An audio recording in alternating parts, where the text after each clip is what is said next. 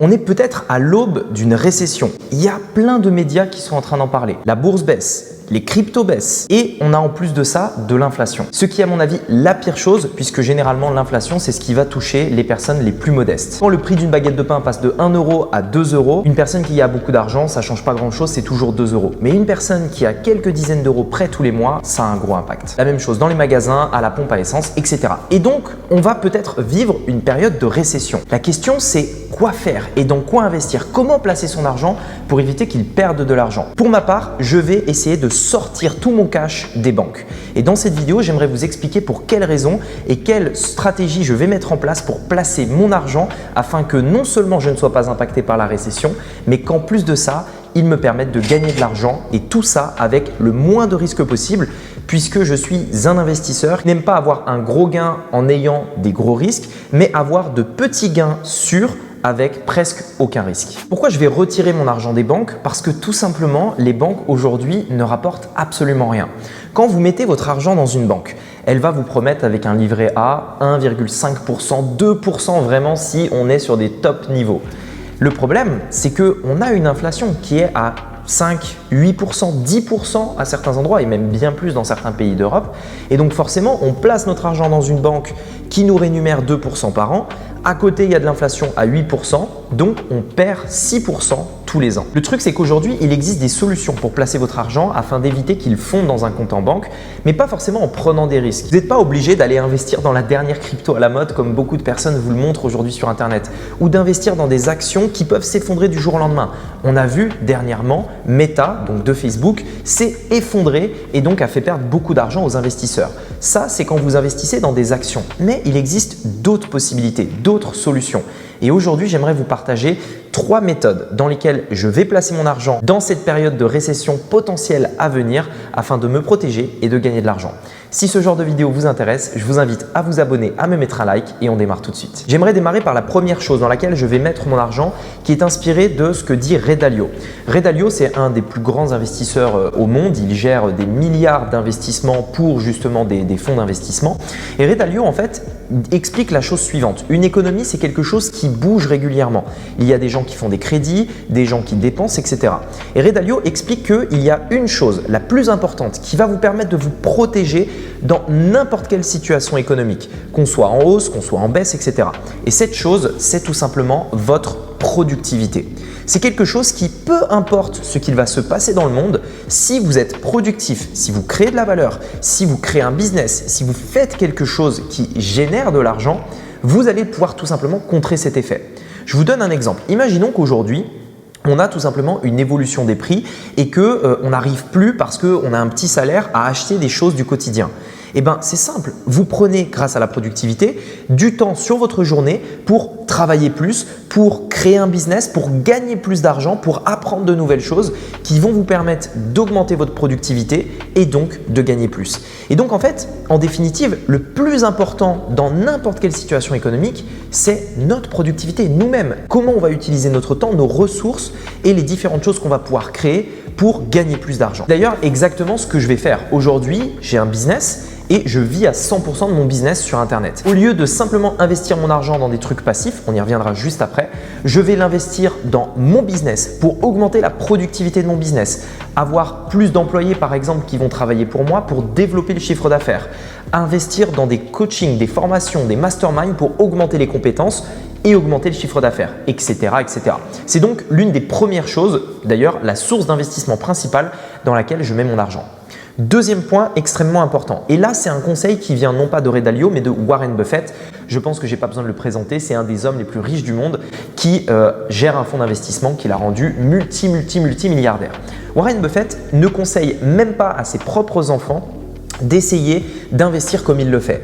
La méthode de Warren Buffett, elle est assez simple. Il va regarder des sociétés, il va analyser les bilans comptables, il va essayer de repérer une société qui coûte moins cher que ce qu'elle vaut. En gros, qu'est-ce que ça veut dire? En bourse, ce qu'on achète, c'est le prix et la valeur d'une entreprise n'est pas forcément corrélée au prix. C'est-à-dire que si des investisseurs, parce qu'il y a beaucoup d'émotions en bourse, décident qu'une société vaut peu cher, ils vont la vendre, le prix va baisser. Ça ne veut pas dire que la société elle-même ne vaut plus rien. Ça veut simplement dire que le prix est inférieur à la valeur. C'est comme si vous achetiez une maison en dessous du prix du marché. Eh bien ici, c'est exactement ça. Warren Buffett va essayer d'étudier les bilans comptables pour essayer d'évaluer la réelle valeur d'une société et ensuite il va comparer au prix et il va dire bah tiens, si elle est moins chère que ce qu'elle vaut, je l'achète. Parce qu'à un moment donné, la valeur, enfin le prix qui est faible par rapport à la valeur va venir naturellement s'adapter et lui, forcément, vu qu'il l'a acheté peu cher et qu'il le revendra plus cher, il gagnera de l'argent. Mais Warren Buffett lui-même ne conseillerait même pas à ses propres enfants et à sa famille de faire ça. Pourquoi? Parce que premièrement, ça demande énormément de temps, il faut analyser les bilans comptables, etc. Si vous avez envie de le faire, faites-le. Mais personnellement, je n'ai pas envie de le faire. Deuxièmement, il faut être très bon dans ce domaine-là. Il suffit que vous ne sachiez pas interpréter le bilan comptable pour que tout simplement la décision que vous preniez ne soit pas la bonne. Et encore, il dit tout simplement que la majorité des gens ne pourront pas battre le marché. Le marché, c'est quoi? C'est l'économie de manière générale. On voit que dans certaines périodes, l'économie baisse ou elle monte. Et pour savoir si l'économie monte ou baisse, on va tout simplement regarder des indices. Aux États-Unis, on a le S&P 500, en France, on a le CAC 40. C'est simplement, en fait, on va dire, un indicateur qui nous montre si l'économie monte ou baisse.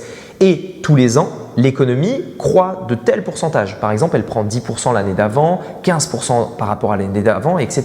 Eh bien, Warren Buffett lui-même explique que la majorité des investisseurs, s'ils essayent de battre le marché, c'est-à-dire de faire plus que ce que l'économie fait, eh bien la majorité, 96% en réalité, n'y arrivent pas. Parce qu'ils vont à un moment donné acheter une entreprise, ils se sont trompés, elle va baisser au lieu de monter. De temps en temps, ils vont faire des très bons coups, mais sur la durée et sur 10, 15, 20 ans, eh bien, en réalité, ils perdent de l'argent. Et donc, Warren Buffett lui-même conseille à sa famille et à la majorité des gens, des particuliers comme vous et moi, d'investir sur un ETF. Un ETF, c'est quoi? Il va simplement reproduire l'évolution du marché.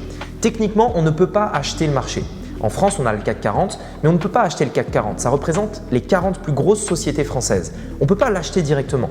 En revanche, ce qu'on peut faire, c'est acheter un ETF qui va reproduire l'évolution du marché, l'évolution du CAC 40. On est réellement propriétaire d'une petite partie de ces 40 entreprises et notre investissement va suivre l'évolution du marché. Et là, vous êtes en train de me dire, mais Rémi, dans une période de récession, le marché baisse. Et vous avez raison.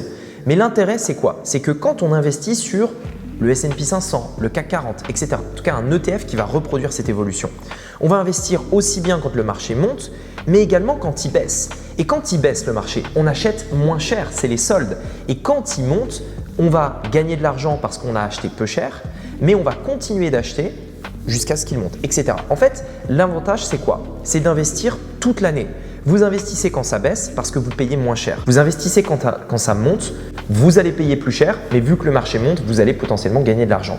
Le plus important, ce n'est pas de gagner sur 1 an ou 2 ans. Le plus important, c'est de gagner sur le long terme, sur 10, 15, 20, 30 ans. Et personnellement, c'est comme ça que j'investis. Je sais qu'en période de récession, oui, le marché baisse. Et ce n'est pas top si vous aviez des actions avant, que vous les aviez achetées avant, et que là, le marché s'effondre. Vous avez acheté une action à 100 € ou un ETF à 100 €. Il y a une récession, ça tombe à 20 €. Bah, vous avez perdu 80. Oui, c'est vrai. Mais en réalité, vous perdez 80 que si vous vendez. Si, quand c'est à 20, vous décidez d'en racheter, eh bien, quand ça va remonter, vous allez compenser la baisse que vous avez eue. Et donc, l'idée, c'est quoi? C'est d'investir sur le long terme, d'investir tous les mois ou toutes les semaines ou tous les ans, peu importe, à vous de voir comment vous voulez investir, sur un ETF. Comme ça, on n'a pas besoin d'étudier les bilans comptables, on suit l'évolution du marché qui, de manière générale, depuis les 40 dernières années, aux États-Unis en tout cas, ne fait que monter.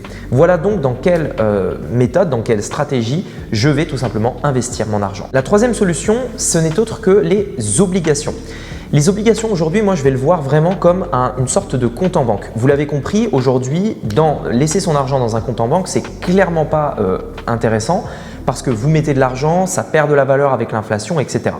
Aujourd'hui, les obligations, qu'est-ce que c'est? C'est comme si vous prêtiez de l'argent à une entreprise ou à un État. Une obligation, c'est en gros généralement, moi en tout cas c'est celle dans lesquelles je vais investir, c'est émis par l'État. C'est-à-dire que l'État, aujourd'hui la France par exemple, va dire bah, nous on a besoin d'argent et on a besoin en fait tout simplement que d'investisseurs nous donnent de l'argent. En échange de l'argent que vous allez nous passer, on va vous donner des intérêts tous les mois et à la fin de la période pendant laquelle vous nous prêtez l'argent, on vous rend la somme que vous nous avez prêtée. Par exemple, la France dit j'ai besoin de 1 000 €. Vous allez donner 1 000 € à la France et vous allez lui donner pendant 5 ans par exemple, puisque c'est des contrats sur une période déterminée. Vous allez lui donner 1 000 € pendant 5 ans. Au bout des 5 ans, vous récupérez vos 1 000 € et tout simplement, pendant cette période, vous allez récupérer des intérêts. Il existe plein de solutions, je vous rassure, vous n'êtes pas obligé de bloquer votre argent. En réalité, votre argent n'est pas bloqué, vous la récupérez quand vous voulez et vous avez compris l'intérêt. Pourquoi je dis que c'est un petit peu comme un compte en banque? Premièrement, il existe aujourd'hui des obligations qui sont couvertes de l'inflation. C'est-à-dire que si vous avez prêté 1 000 € à la France, mais que dans 5 ans, à cause de l'inflation, ça ne vaut plus que 800 € de pouvoir d'achat, eh bien en fait la France va compenser et elle va vous donner l'équivalent de 1 200 €. Donc en fait, vous êtes couvert de l'inflation, vous ne subissez aucun effet vis-à-vis de l'inflation. Deuxièmement, vous pouvez vendre vos obligations quand bon vous semble. Donc, si vous avez besoin d'argent pour acheter une voiture ou je ne sais quoi, vous vendez vos obligations, vous récupérez l'argent et vous achetez votre voiture. Vous avez entre-temps été couvert de l'inflation, tout simplement. Et en plus de ça, je précise que vous avez en plus des intérêts qui sont bien supérieurs à ceux que vont proposer les banques traditionnelles comme le livret A, etc. Et l'avantage des obligations, c'est que vous n'achetez pas des actions, vous prêtez de l'argent à un État. Donc, à part si l'État fait faillite, à part si l'État fait défaut de paiement, eh bien en fait votre argent est extrêmement sécurisé parce que c'est l'État qui est redevable, qui vous est redevable. Ce n'est pas une petite société. Alors vous pouvez le faire avec des petites sociétés, mais moi je ne le fais pas. Ce n'est pas une petite boîte qui peut faire faillite ou ce n'est pas une entreprise cotée en bourse qui peut baisser du jour au lendemain. Là, c'est littéralement un prêt à l'État. L'État, s'il fait faillite, là, il ne pourra pas vous rembourser. C'est déjà arrivé, mais ce n'est pas des États comme la France, comme les États-Unis, etc. Et donc, votre argent est très sécuritaire. Vous avez de très bons rendements. Vous pouvez, si vous le souhaitez, être couvert de l'inflation et donc n'avoir aucun risque. Et donc, plutôt que de laisser votre argent dans un compte en banque, si vous ne voulez pas que cet argent perde de la valeur à cause de l'inflation, à cause de plein de choses, eh bien, vous l'investissez dans des obligations et vous retirez le maximum de cash que vous pouvez faire. En tout cas, c'est ce que moi je fais, c'est la stratégie que j'ai adoptée. Mais comme vous l'avez compris par rapport à tout ce que j'ai expliqué dans cette vidéo, il y a un point fondamental qui revient tout le temps et c'est d'ailleurs pour ça que j'avais commencé avec cette première chose. C'est le fait d'investir dans la productivité, à savoir les connaissances. Pourquoi il y a tout le temps des personnes qui sont gagnants dans les périodes de crise? Pourquoi les riches deviennent de plus en plus riches dans les périodes de crise alors que les pauvres deviennent de plus en plus pauvres? C'est parce que les riches ont des connaissances que les pauvres n'ont pas. Parce que les riches savent quoi faire pendant ces périodes, parce qu'ils savent où placer leur argent, parce qu'ils savent comment le protéger. Et on en revient toujours à un point essentiel, c'est la productivité, les connaissances. Aujourd'hui, si vous voulez, et c'est plus ou moins la vraie leçon de cette vidéo, si vous voulez savoir comment investir ou la première chose dans laquelle investir votre argent pour vous protéger de la récession, c'est l'investir dans des connaissances qui vont vous permettre de savoir comment le protéger. Mais aujourd'hui, tout ce que vous pouvez faire pour démarrer, c'est de faire un premier pas dans cette idée d'améliorer votre productivité, vos connaissances. Pour ça, je vous ai fait une formation gratuite de 4 vidéos qui se trouvent dans la description, dans laquelle vous verrez exactement comment investir, vous protéger, à quel moment investir et je vous partagerai même mon écran dans l'une de ces vidéos où vous pourrez voir sur mon ordinateur comment concrètement on transfère de l'argent de son compte en banque vers un investissement en bourse, en obligations, etc. Ça peut paraître flou pour la plupart des gens. Je vous montrerai exactement comment ça se passe et vous verrez que c'est extrêmement simple. Si vous voulez suivre cette série de 4 vidéos, c'est totalement gratuit.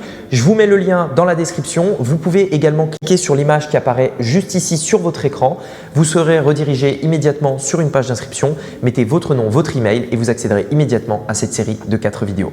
J'espère que cette vidéo vous a plu. Dites-moi dans les commentaires comment vous avez prévu de vous protéger pendant cette période de récession et je vous dis à très bientôt pour une prochaine vidéo. C'était Rémi, à bientôt. Ciao.